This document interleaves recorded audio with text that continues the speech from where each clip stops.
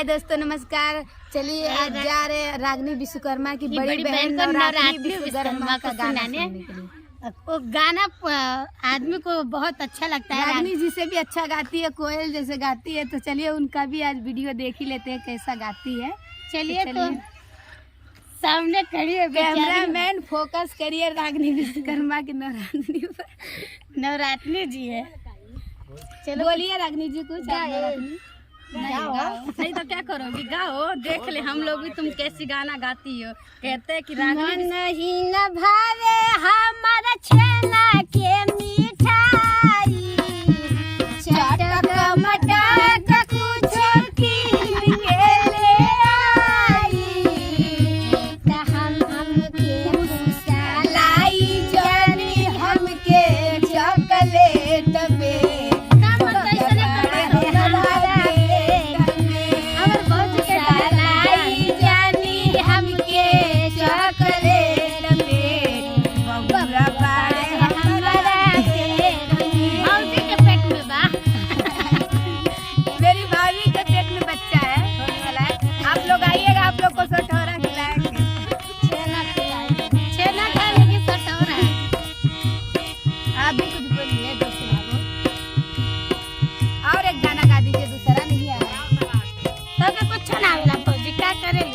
भैया तो बड़ी मार मोरिया नमको ना मिले बढ़िया से।